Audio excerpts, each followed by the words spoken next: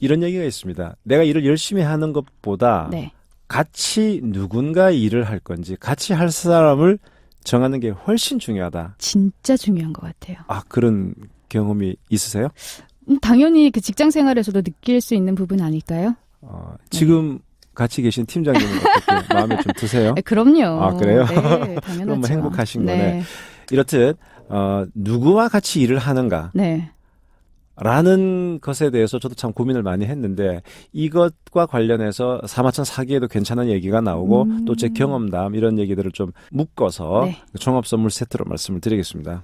이런 사례가 있었습니다. 제 후배 얘기인데요. 제 후배 김이라고 합시다. 그 김 사장은 오랜 기간 준비해온 어떤 그 사업 아이템이 있었습니다. 네. 그 사업 아이템인데 그 사업을 진행하기 위해서는 투자자가 필요했거든요. 그러다가 이제 박이라는 사람을 만났어요. 돈이 있는 사람. 그 박이라는 투자자는 나이는 젊었지만 아버지로부터 물려받은 재산이 꽤 컸습니다. 그리고 뭐 돈은 있으니까 이걸 가지고 투자 활동을 하고 싶어 했기 때문에 제 후배로서는 적절한 파트너다라고 생각을 하게 됐죠. 그래서 이 사업 아이템에 대해서 설명을 했고 네. 그래서 박은 우리 김 후배에게 투자를 했고 나도 그럼 좀 경영에 참여합시다. 그래서 이사 지위도 갖게 됐습니다. 자, 그런데 이 투자자 박은 이 어려서부터 참 부족함이 없이 자라온지라 이 치열한 경영 현장에서 제 후배와 호흡을 맞추기에는 그 역량이 턱없이 모자랐어요. 네. 더욱이 아주 이 치밀한 계산에 따라서 이 밀당을 해야 되는 그런 협상 자리에서도 자기 기분에 따라서 협상을 막 결렬시키기도 하고 반대로 이거 하면 안 될 그런 제휴도 자기 마음에 들면 자기한테 잘하면 갑시다 무리하게 진행해서 회사를 힘들게 만드는 그런 경우가 있었습니다. 그 제 후배가 이런 얘기를 하는 거죠. 그때 제가 좀 무리를 해서라도 그냥 돈만 받던가 그 사람을 경영에 참여시키지 않고 그랬어야 되는데 참이 역량이 안 되는 사람하고 같이 일을 한다는 게 이렇게 힘들 줄 미처 몰랐습니다. 라고 얘기를 하더라고요. 뭐 누구를 탓하겠습니까? 그 선택을 한 게 제 후배인데요. 이렇듯 역량이 안 되는 사람과 같이 일을 하는 게 참 힘듭니다. 라고 얘기를 했던 이 사마천 사기에 또 한 사람의 인물이 있었으니 네. 그 사람이 범증 할아버지입니다. 이제 그 말씀을 드리겠습니다. 네, 그러면 오늘의 관련 이야기 네. 함께 들어보시죠. 네. 자, 우리가 지금 몇 회째 그 항우와 유방 얘기를 좀 하고 있죠. 그 초한전. 사실 뭐 나이 드신 분들은 어릴 때 그 장기 둘 때 초나라 한나라 그래가지고 했었고, 꽤 많은 번역서가 들어와 있어서 초한전이 되게 재미있습니다. 드라마로도 많이 방영이 됐었죠. 그러면 결국은 그 항우와 유방의 싸움에서 결과적으로 유방이 이겼습니다. 유방이 이겼고 항우는 비참한 최후를 맞이했어요. 정말 자기를 죽도록 사랑한 우희라는 자기 부인을 어떤 책에는 죽였다라고 하고 어떤 책에는 자살했다고 하고 네. 우리가 그렇게 하고 이제 마지막 전쟁터로 떠나는 겁니다. 바로 그 장면을 줄여서 패왕별희라 그래요. 패왕별이 들어보셨죠? 네. 패왕이 바로 항우입니다. 항우가 별, 이별한다. 누구랑? 우희랑. 그래서 그 마지막에 내가 죽으러 가기 전에 이제 너를 어떻게 할 거냐 이렇게 하면서 얘기하는 그걸 경극으로 만들었죠. 그게 바로 패왕별이에요. 그렇군요. 그렇게 하고 그 항우를 따랐던 수천 명의 그 병사들이 다 죽임을 당했죠. 그런데 이 타임머신을 타고 조금만 한 몇 년 전으로 당겨가서 어떤 시점에서 항우는 유방을 죽일 수가 있었어요. 판을 다 만들어 놓은 상황이 있었습니다. 그런데 거기서 항우는 자기 기분에 취해가지고 그 타이밍을 놓쳐버려요. 모든 각본을 다 짜서 네. 조금만 손을 댔으면 그냥 유방을 끝내버릴 수 있고 중국을 통일할 수 있는 것은 항우가 될 수도 있었는데 그 순간의 판단 실수 때문에 그 기회를 놓쳐버린 그 일, 그것이 바로 홍문지연, 네. 홍문의 연회라고 하는 유명한 사건입니다. 좀 설명을 드릴게요. 진나라는 춘추 전국시대가 7나라가 있었고 그 7나라를 통일한 게 누굽니까? 진시황. 네. 진나라가 통일을 했죠. 그런데 진나라를 통일한 진시황은 자기가 진짜 천년만년 이 제국을 운영할 줄 알았는데 아니에요. 그 한 20년, 30년 못 가서 결국 자기는 죽고 아들, 손자로 넘어가면서 이게 진나라가 아주 위태롭게 되는 거죠. 위태롭게 되니까 전국 각지에서 내가 영웅이다라고 막 튀어나왔는데 그때 좀 셌던 사람 중에 두 사람이 항우와 유방이었습니다. 네. 근데 사실 스타트는 항우가 훨씬 셌습니다. 원래 항우는 자기 홈타운이 초나라예요, 초나라. 그래서 초나라에서 근데 자기는 왕족이 아니니까 왕을 하나 세웠어요. 그 왕이 희왕. 희왕이라는 왕을 세워놓고 네. 그래서 희왕이라는 사람이 사실은 힘은 없지만 왕이니까 항우와 유방을 이렇게 서로 견제를 시키는데 희왕이 볼 때는 항우는 좀 포악해요. 근데 유방은 사람이 유들유들하고 괜찮아. 그래서 유방에게 좀 힘을 실어주려고 어떤 걸 했냐 그러면 아직까지 진나라가 망하기 직전에 진나라 수도가 함양이었어요. 네. 자, 길을 정해줍니다. 북쪽으로는 항우가 가고 남쪽으로는 유방이 가서 함양에 먼저 도착해서 함양을 먼저 점령하는 사람에게 한중이라는 땅의 왕을 주겠다. 네. 라고 이제 공표를 한 거예요. 근데 북쪽으로 남쪽으로 그냥 가는 게 아니고 곳곳에 그 다른 적들을 싸우면서 가야 되는 거죠. 그런데 스타일이 다른 것이 항우는 계속 박살을 내면서 가요. 엄청나게 정확하게. 죽이면서. 네. 근데 유방은 꼬시고 우리 싸우지 맙시다. 우리 뒤에 병사 봐요. 이 싸우면 안 되지 않겠습니까? 이렇게 사람들의 인심을 얻어가면서 이렇게 가다 보니까 훨씬 빨리 진군을 하는 거예요. 그렇군요. 그래서 그 어디냐 그 함양 땅에 네. 먼저 들어간 거예요. 근데 그 누구도 유방이 먼저 들어갈지 몰랐거든요. 그걸 한 항우는 열받았죠. 나는 이렇게 지금 피 터지게 싸우면서 가고 있는데 쟤는 놀면서 지금 먼저 들어갔다는 얘기죠. 그러니까 주위에서 이제 네. 솔직히 아니 우리 항우 어르신께서 훨씬 더 싸움도 잘하는데 유방즉 내비두면 안 됩니다. 그러니까 알겠다. 내가 늦게 들어갔지만 가서 유방을 내가 죽여버리고 내가 왕이 돼야지. 이제 이렇게 마음을 딱 먹은 거예요. 네. 이제 일단 유방은 들어왔어요. 들어왔는데 함양 땅에 불안한 거죠.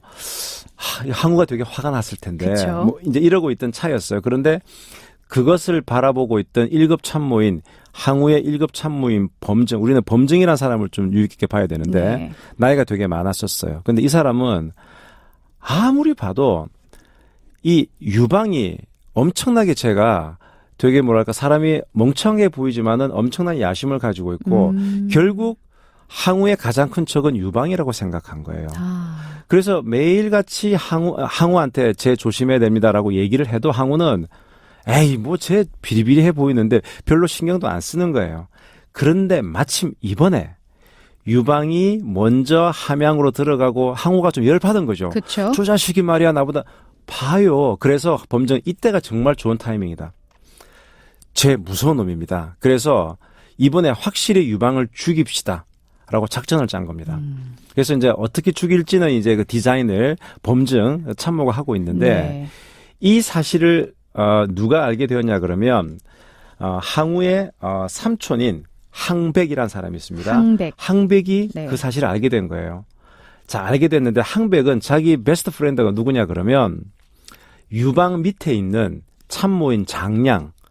나이 드신 분들은 장량 또는 장자방이라 그러면 잘 알아요. 거의 제갈량급의 뛰어난 지모를 가진 참모인데 내 베스트 프렌드인 장량이 저쪽 유방 밑에 있는데 지금 내 조카이면서 주군인 항우가 쟤를 죽이려고 하잖아.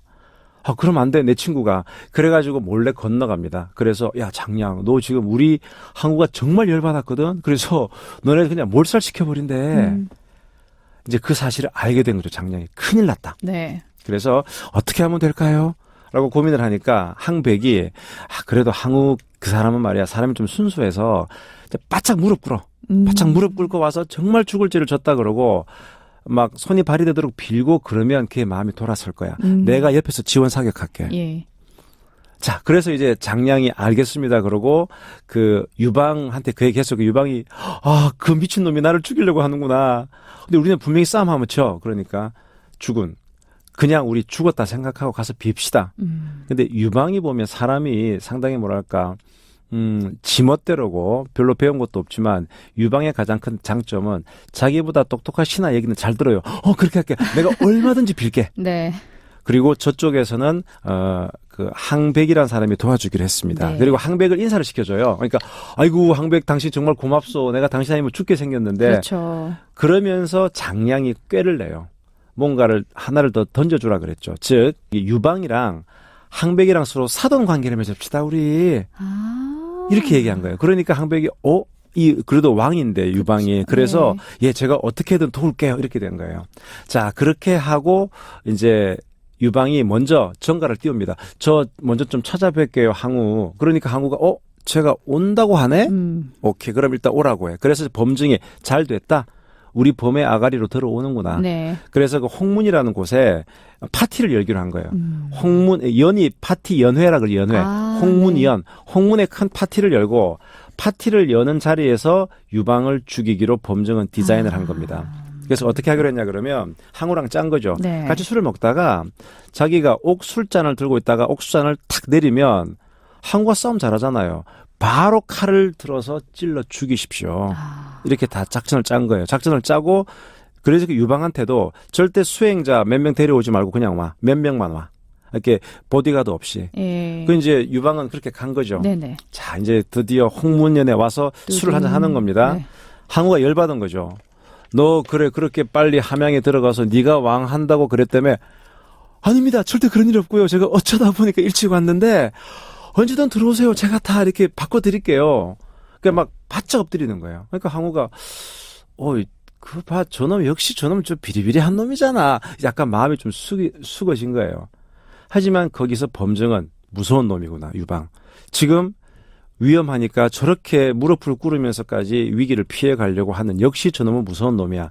그러면서 계속 이제 옥술잔을 갖다 보여주는 거예요. 네. 항우한테 자 죽이세요. 죽이라고. 근데 항우는 네. 약간 무시하는 겁니다. 무시하고 이렇게 나한테 와서 이렇게 꼬리를 내리는데 야 술 먹어 이러면서 이렇게 이제 아주 호기롭게 얘기를 하는 거죠. 작전이, 뭐랄까 예. 되게 쿨한 남자처럼 이렇게 한 거예요. 그러게요. 내가 좀 화를 냈는데 내가 오해한 것 같다. 그러니까 이제 항우가 이제 범증이 머리가 아픈 거죠. 이 기회를 놓치면 안 되는데 그래서 항장이라고 하는 그 항우의 사촌형을 불러요. 그래서 야 이만저만 해서 지금 유방을 죽여야 되는데 지금 항우가 저 사람이 지금 마음이 지금 또 풀어졌다. 안 되겠다. 그래서 네가 좀 들어가라. 그럼 항장한테 뭘 시키느냐. 가서 그 건무 칼춤. 네. 이렇게 기쁜 날 말이죠. 칼춤이 없어서 해야 되겠습니까? 네. 이러면서 네가 칼춤을 춰라. 칼춤을 추는 척 하다가 유방을 죽여라. 죽여요? 뒷일은 내가 책임진다. 항장이 알겠습니다. 그리고 이제 항장이 시킨 대로 한 거죠. 들어가서 이렇게 기쁜 날이 제가 한번 칼춤을 추겠습니다. 그러니까 항우가 좋아 해봐. 그래가지고 이제 칼춤을 막 추는데 역시 이제 그 뭔가 위험을 느낀 거죠. 누가 항백이 항백이. 도와줬던 항백이. 네네. 내 사돈 될 사람인데 저러면 안 되지. 그러니까 그쵸. 항백이 급한 마음에 칼춤을 혼자 추면 재미가 없지 않습니까? 제가 같이 출게요. 다시 그 자리에 들어가는 거예요. 그래서 항장이 유방을 칠라 그러면 항백이 싹 맞고 이게 뭔가 분위기가 심상찮은 거예요. 네. 그러니까 범증이 머리가 아픈 거죠. 지금 왜 저렇게 하고 있지? 항백제는 엑스맨인가? 왜 저러고 있지? 그러고 있을 때 1급 참모인 장량, 네. 유방의 참모인 장량이 유방을 잠깐 불러내는 겁니다. 지금 도망갑시다. 그 유방이 야, 술 먹다가 도망가. 야, 회식하다가 가면은 상사한테 깨지는 것처럼 네. 지금 도망가면 쟤 난리 칠 텐데 네. 뒷일은 제가 알아서 할게요. 그렇게 하고 누구를 들여보느냐. 번쾌. 자, 번쾌란 사람은 네. 유방의 참모인데 삼국지의 장비랑 똑같다고 보면 돼요. 이 우락부락하고 뭐 수염이 막 나 있는 예. 원래 그 개 백정이었어요. 개를 때려잡는. 번쾌가 딱 들어갑니다. 들어가서 아니 이거 이렇게 좋은 술 당신들만 먹을 겁니까? 이러니까 항우가 저 자식은 뭐야? 이러니까 나 번쾌요. 근데 보면 이렇게 호탕한 사람끼리는 통하는 게 있거든요. 너 술 좀 하냐? 주세요. 그러니까 한 동을 딱 주니까 다 먹어버리는 거예요. 야, 너 자식 술 좀 하는구나. 야, 쟤한테 소 다리를 줘. 이렇게 소를 그냥 다 뜯어먹는 거예요. 소 다리 하나를. 그러니까 너 자식 술 좀 하네. 근데 그 과정을 보고 있는 범증은 막 머리가 아픈 거예요. 그쵸. 지금 저렇게 아니고 빨리 지금 결단을 해야 되는데. 그러니까요. 갑자기 등장한 번쾌랑 둘이서 야, 너 몇 살이야? 야, 힘이 어떻게 돼? 이런 얘기를 하고 있는 겁니다. 그때 장량은 유방을 뒤로 빼는 거예요. 유방 보고 이제 먼저 들어가 있으라 그러고 예. 뒷일은 제가 처리하겠습니다. 그리고 유방이 준비해온 보물을 딱 가지고 다시 장막 안으로 들어봐요. 네. 술이 꽤 많이 취한. 그러니까 항우랑 번쾌랑 열심히 술을 먹었던 거예요. 완전 취해가지고. 근데 항우가 야, 근데 유방 어디 갔냐? 그러니까 장량이 저희 그 주군께서는 너무 갑자기 배가 과민성 대장 증상이 발생했는지 실례할까봐 예. 급히 돌아가셨습니다. 그러니까 항우가 야, 씨 회식하다 가는 게 어디 있어? 그러니까 그 정말 그래서 저희가 죄송한 마음에 이런 보석을 준비했습니다. 그럼 상호 보고 주는 거예요. 네. 그래? 뭐 괜찮네. 이거 받는 겁니다. 그리고 자, 이거는 범증 어른께 드리라고 또 특별히 옥으로 만든 그 또 구슬을 준 거예요. 이게 판이 깨진 걸 안 거죠. 범증은. 그러네요. 그 판이 깨진 걸 알 때 범증이 그 옥으로 받은 구슬을 땅에 내려치면서 이런 얘기 했다는 거죠. 예. 역시 어린애와 함께 일을 꾀하는 것이 아닌데 결국 천하를 빼앗을 자가 있다면 유방이다. 이제 언젠가 우리들은 그의 포로가 될 것이다. 여기서 어린애와 함께 일을 꾀하는 것이 아닌데라는 것을 한자로 수자 부족 여모라고 합니다. 자, 수자가 네. 숫자가 떡거머리 숫자인데 수자는 그냥 어린 아이. 네. 부족 말 그대로 부족하다. 여모 여자가 같이 할 여자 모자가 도모할 모자. 즉 네. 떡거머리 어린 아이하고는 큰 일을 도모하기에는 부족하다. 자, 이게 수자 부족 여모거든요. 네. 그러면 여기서 어린아이랑 같이 일을 도모하기 힘들다. 어린아이? 뭐 20살? 30살? 여기서 말하는 범증의 어린아이라고 한 수자라고 하는 네. 것은 연령의 어린아이가 아닐 겁니다. 여기는 뭐랄까 생각의 깊이, 내공 네. 이런 것들을 얘기하는 거거든요. 자, 지금 천하를 좌지우지하려는 큰 일을 해야 되는데 그쵸. 그리고 자기로서는 정말 모든 상황을 디자인해서 적의 숨통을 끊어놓을 수 있는 그 상황을 마련했는데 내 주군이라는 작자는 자기가 호탕한 사람처럼 보이고 싶고 이상한 장난치다가 이 타이밍을 놓쳐버린 겁니다. 그러네요. 논어에 이런 얘기가 나옵니다. 제가 한번 원문을 읽어드리면 가여 공학 미가여 적도요. 가여 적도 미가여 립이요. 가여 립 미가여 권이라. 이게 논어 자한편에 나오는 건데요. 요 원문은 제가 나중에 팟빵 후기 게시판에 올려드리겠습니다. 뜻은 이런 겁니다. 함께 배울 수는 있어도 함께 같은 길로 나아갈 수는 없는 사람이 있더라. 다음 단계. 함께 같은 길로 나아갈 수는 있어도 함께 뭔가를 이룩할 수는 없는 사람도 있더라. 네. 그 다음 단계. 함께 뭔가를 이룩했지만 함께 임기응변, 어떤 상황에 따라서 임기응변할 수 없는 사람이 있더라. 이게 이제 공학, 같이 공부를 하는 게 공학, 그 다음에 적도, 같은 길을 가는 사람, 립, 세우는 거, 그 다음에 네.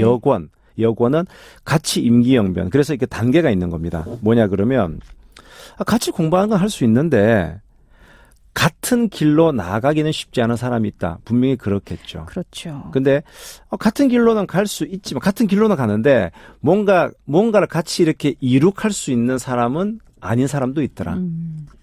더 다음이 더 끝내주는 게 같이 뭔가를 이루어요. 근데 이룬 다음에 이걸 유지해 갈 때는 별의별 상황이 다 발생하잖아요. 우리 보통 이런 얘기 하지 않습니까? 쟤네들은 눈빛만 보면 서로 알아. 야, 그걸 어떻게 일일이 다 설명하라고 있어? 딱 눈빛 보면 알아야지. 정말 우리가 호흡이 맞는 사람은 진짜 눈빛만 보고 같이 협상으로 들어가요. 협상으로 들어갔는데 사전에 충분한 계획을 안 짜도 상대방의 대응에 따라서 눈빛만 주고받으면서 밀고 당기고 하는 경우, 이게 완벽한 팀워크이죠. 그래서 이 논어 자한편에는 네. 최상의 어떤 그 호흡의 단계는 같이 임기응변. 그러니까 제일 낮은 단계는 같이 그냥 클래스에서 공부하는 거예요. 그러네요. 같이 클래스에서 공부하는 거는 특별히 호흡이 안 맞아도 할 수 있는 거예요. 근데 이게 올라가서 같이 어떤 임기응변 할 수 있는 사람의 경지까지 네. 가야 된다는 거예요. 사실 동업하면서도 참 어려움을 많이 겪으시는 분들도 많으시잖아요. 동업 계약서 꽤 많이 쓰거든요. 예. 그러면 이제 보통 동업은 좀 잘 아는 사람끼리 그쵸. 또는 야, 나는 노하우를 댈 테니까 저 사람은 돈을 댄단다. 대고. 그럼 서로 이렇게 뭐랄까 서로 부족한 부분을 메워주기 때문에 되게 같이 하고 싶어해요. 그러면 그런 동업을 하고 싶은 한 분은 저한테 와서 계약서 좀 잘 좀 써주세요. 근데 동업을 하고는 싶은데 계약서가 중요하다는 얘기는 들었으니까 근데 저한테 그러는 거죠. 이거 동업하다 보면 이 일이 잘 될 수도 있고 안 될 수도 있는데 네. 그럴 때를 대비해서 계약서를 좀 단단하게 좀 잘 좀 써주세요. 네. 그렇게 얘기를 하세요. 그러면 저는 이렇게 물어봅니다. 그분이랑 아신 지 얼마 됐습니까? 다 그렇게 물어봐요. 그러면 그렇게 오래 안 됐어요, 다들. 뭐 한 달, 2달? 뭐 우연히 어디에서 누구 소개를 만났는데, 사람이 괜찮고요. 상당히 그 뭐 마인드도 괜찮고. 자, 그리고 연애를 할 때도. 네. 연애 초반에 다들 긴장하잖아요. 그럼요. 뭐 서로 잘해주려고 하고 배려하려고 그러고. 좋은 모습만 보려고. 그렇죠. 하고. 근데 시간이 흘러가면은 이제 본성이 드러나는 거잖아요. 또 결혼하면 또 완전 풀어지는 거고. 저는 누군가와 일을 도모하기 위해서 동업한다고 봤을 때 계약서 잘 좀 써주세요. 이 계약, 제가 변호사지만 저는 계약서가 할 수 있는 일은 한계가 있다고 봐요. 중요한 건 사람이거든요. 우리가 타이어를 출시할 때도 네. 막 눈길에도 한번 달려보고 그다음에 아주 뜨거운 사막에도 달려보고 그 테스트를 하잖아요. 내구성 테스트를. 사람과 같이 어떤 동업을 하면은 이 사람과 어떤 일이 발생할지 모르는데 한두 달 된 상태에서 이 사람 괜찮네. 그거는 너무나 위험한 것 같거든요. 그렇죠. 그래서 저는 오히려 그런 얘기 합니다. 네. 계약서는 제가 써드릴 수 있는데 계약서가 다 안 됩니다. 저는 너무 성급하게 하시지 말고 좀 더 그 사람과 다양한 상황을 좀 노출을 하면서 어떤 사람인지를 한번 보세요라고 얘기를 하거든요. 자, 그러면 네. 제가 그동안 한 20년간 변호사를 하면서 여러 유형의 분들을 봤을 거잖아요. 그렇죠. 그리고 싸우는 분들도 봤고 네. 제 나름대로 이런 사람하고는 같이 일하면 안 된다. 나름대로의 체크리스트가 있어요. 예, 그래요? 그래서 이번에 한번 네. 뭐 이거는 철저하게 제 기준이니까 다른 분들에게는 통하지 않을 수도 있겠지만 네. 제 느낌으로 한번 정리해 본 겁니다. 이런 사람하고는 궁금하네요. 같이 일하기 힘들다. 네네네. 첫 번째, 네. 사소한 약속을 잘 어기는 사람. 큰 약속이 아니고 네. 사소한 약속, 특히 돈 약속. 이런 사람들이 있거든요. 이건 작은 거잖아. 얼마 한다고? 작은 약속을 안 지키는 사람이 큰 약속을 잘 지킨다. No. 전혀 그렇지가 않아요. 그러니까 사소한 약속을 좀 반복해서 어기는 사람은 네. 일단 위험 신호입니다. 두 번째. 두 번째, 항상 말할 때 내가 누구를 아는데 또는 그 사람 사실 내가 키웠잖아. 그 사람이랑 나랑 정말 친해. 그게 좀 남자들은 그 아삼육이야 우리 이런 표현을 많이 쓰거든요. 네. 그러면서 누군가 유명한 사람, 실력자와의 관계를 되게 강조하는 사람이 있어요. 네. 저는 이런 분도 봤는데 처음에 만났는데 네. 저한테 막 명함을 보여줘. 저 이런 사람도 만났고요. 이런 사람도 만났고요. 자, 내가 누구를 아는데 난 그 사람이랑 친해라는 사람은 자기 베이스가 약한 거예요. 스스로 안다는 얘기지. 그러니까 내 말로는 저 사람이 안 믿어줄 거야. 그렇죠. 지레 짐작 때문에 뭔가 공작새가 이렇게 기술을 확 펼치면서 화려하게 하려고 하듯이 나 이 사람 자기 병풍을 세우려는 거예요. 이런 사람은 실속이 없거나 자기 말한 만큼의 그런 그 일을 처리하지 못할 사람이더라고요. 진짜 특히 초면에 내가 누구 아는데라고 얘기하는 사람은 힘들어요. 같이 일하기. 세 번째. 자기가 했던 말을 잘 기억하지 못하는 사람. 보면 네. 이러면 답이 없어요. 그래요. 왜 뭐라 그랬는데 내가 언제? 이러면 또 기억 안 나는데? 기억 안 나는데 그러면은 근데 이게 머리가 나빠서 그럴 수도 있겠지만 이게 뭐냐 그러면 별 고민 없이 툭툭 말을 내뱉는다는 얘기예요. 고민 없이 말을 내뱉기 때문에 이게 기억이 안 나는 겁니다. 그렇겠네요. 이런 사람은 어떻게 일을 하겠습니까? 맞아요. 그죠? 네. 네 번째. 세 번째. 은연중에 항상 남 탓을 하는 사람. 그러니까 이런 경우 있어요. 예를 들어 제가 변호사인데 저한테 와서도 1심 변호사가 말이죠. 이렇고 저렇고 이 사건을 졌단 말이죠. 제가 보니까 이 사건을 진 이유가 질 가능성이 큰 사건이에요. 우리 의뢰인이 뭔가 처음에 계약을 잘못했어요. 그런데 1심에서 우리 변호사가 뭘 잘못해서 그러니까 2심은 조 변호사님이 맡아주세요. 근데 제가 볼 때 2심에서 이기기 힘들거든요. 그럼 이 사람은 3심을 다른 데 맡기면서 또 저를 그럴 것 같아요. 2심 변호사가 그랬다. 문제가 있다. 네. 그래서 남 탓을 하는 사람, 남 탓을 하면서 나에 대해서 좋게 얘기하는데 나랑도 틀어지면 나 탓을 할 수밖에 없는 거겠죠. 그렇죠. 그래서 얘기 중에 이 사람이 남을 자꾸 탓을 하는구나. 저는 그것도 대단히 위험 신호라고 봅니다. 다섯 번째. 감정의 기복이 큰 사람. 어떨 때는 너무 신나하고 좋아하다가 어떨 때는 너무 다운되는 사람. 힘들어요. 같이 가기 정말 힘듭니다. 그러니까 이게 바깥쪽과 싸워야 되는데 이 예. 내부적으로 이 뭐랄까 심리적인 상태 때문에 조절하는데 힘을 그쵸. 다 빼게 되거든요. 네. 6번째 마지막으로 네. 이거 만약 안 되면 어쩌지 이거? 될까 진짜? 너무 걱정이 많은 사람. 건전한 걱정은 필요하겠지만 항상 안 될 경우를 대비하면서 부정적인 말을 계속 내뱉는 사람이 있어요. 그래서 누가 그러더라고요. 사람을 워리형과 빌리브형으로 구분을 한대요. 빌리브형은 믿고 가는 건데 네. 워리형, 그것도 극도의 워리형들이 있어요. 그게 뭐 이게 뭐 A형들은 화를 내시겠지만 뭐 네네네네. A형들이 그렇다 네. 그런 얘기 많이 네. 하잖아요. 이렇게 그런 식으로 뭐 일을 할 때마다 옆에서 좋은 의도인 줄 알긴 자꾸 그러면 힘이 빠져요. 바람이 빠진다는 얘기죠. 그래서 너무 부정적인 걱정을 많이 하는 사람은 같이 일하기 힘들다. 이건 그냥 제 기준입니다. 참고만 주관적인 하십시오. 기준. 네. 그래도 되게 와닿는 부분들이 참 많네요. 말씀을 드리니까 좀 몇 명의 얼굴이 좀 떠오르나요? 스스로가 좀 스스로가 반성하게 본인 되네요. 스스로가 반성하는 것도 그럼요. 중요한 포인트예요. 네. 네. 자, 오늘 주제와 좀 관련해서 인생 내공의 추천책을 주신다면요? 예, 혼자 일하지 마라라는 책이 있습니다. 이 책을 쓴 저자는 키스 페라지라는 사람인데요. 이 사람은 미국 펜실베니아의 가난한 탄광촌에서 태어나서 나중에 하버드 MBA를 거치고 딜로이트 컨설팅 또 스타워드 호텔의 마케팅 최고 책임자 이런 아주 화려한 그 경영 이력을 가지면서 이 사람은 소위 그 관계 매니지먼트 전문가입니다. 원래 이 사람의 처녀작이자 베스트셀러는 혼자 밥 먹지 말라예요. Never eat alone. 그리고 이제 이게 두 번째로 혼자 일하지 마라. 그래서 이 일을 같이 어떻게 다른 사람들과 해야 하는가에 대한 좋은 책인데 여기는 보면 첫 번째가 어떻게 하면 진짜 인맥을 구축할 수 있는가. 두 번째, 어떻게 하면 함께 성장할 수 있는가. 그러면서 여기서는 라이프라인이라는 표현이 나옵니다. 라이프라는 게 인생이고 라인이 줄이니까 당신의 꿈을 달성하는 데 도움을 줄 수 있는 그 관계를 라이프라인이라고 하더라고요. 그러면 이런 라이프라인 관계를 맺기 위해서는 크게 4가지 마인드가 필요하다라고 저자는 주장합니다. 첫 번째가 관대함. 네. 자신과 상대방 모두에게 너그러워라. 두 번째가 취약성. 취약성이 약하다는 건데 즉 뭐냐 그러면 부끄럼 없이 내 허점을 보여줘라. 그 사람에게는. 네. 세 번째가 솔직함.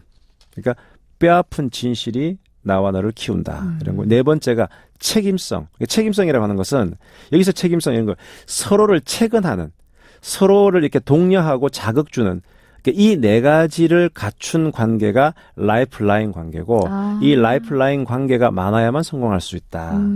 그래서 이 키스 페라지라는 사람이 저는 혼자 밥 먹지 말라라는 책을 정말 재미있게 봤었고요. 이 혼자 일하지 마라는 책도 상당히 저한테 많은 인사이트를 준 책이라서 추천합니다. 네. 자, 오늘 주제가 같이 할 사람을 정하는 것이 중요하다라고 말씀을 해주셨는데 사실 같이 할 사람을 정하는 것도 중요하지만 내가 그런 사람이 되어야 하는 것도 참 중요한 것 같아요. 좋은 사람이 되어야 되는 것도. 정말 중요한 포인트예요. 그러니까 제가 이 얘기 자체가 뭐 이런 사람 평가질을 했는데 사실은 그 평가질에 이 포커스를 나한테 한번 돌려보는 거죠. 과연 나는 어떤 사람인가? 그러니까요. 과연 나를 사람들이 어떻게 평가할 수 있을까? 그렇게 한번 자기를 이렇게 돌아보는 것. 그러니까 저는 감히 말씀드릴 수 있는 게 이 인생 내공 1회 때의 예피니님의 내공과 인생 내공 지금 19회 녹음할 때 예피니님의 내공이 많이 성장한 것 같아요. 네, 요즘 변호사님이 추천해 주신 책을 한 권씩 읽고 있거든요. 네. 그래서 근데 사실 좀 책을 읽었을 때랑 변호사님이 좀 이렇게 정리해서 얘기해 줬을 때는 또 느낌이 너무너무 달라요. 그렇죠. 네, 그래서 예. 저도 많이 내공을 익혀가는 중입니다. 네, 예. 알겠습니다. 자, 오늘 한마디로 좀 요약을 해 주신다면요. 네. 일을 열심히 하고 기획을 잘하고 최선을 다하는 것도 중요한데 결국 요즘에 혼자서 할 수 있는 일은 별로 없습니다. 따라서 누구와 같이 일을 도모하고 누구와 같이 일을 이룰 수밖에 없는데 내가 누구랑 같이 일을 할 것인가 그 같이 일을 할 사람을 정하는 것은 대단히 중요합니다. 따라서 성급하게 내 파트너를 구하지 말고 저 사람이 과연 나랑 같이 일을 할 수 있을 만한 사람인가에 대한 다양한 테스트를 해보는 게 필요하고요. 아울러서 다른 사람의 테스트 못지않게 나 스스로의 모습은 어떠한지 를 되돌아보는 것이 중요하다고 생각합니다. 네. 오늘 변호사님의 최고의 연기 그리고 귀한 말씀 주셔서 감사합니다. 네, 감사합니다.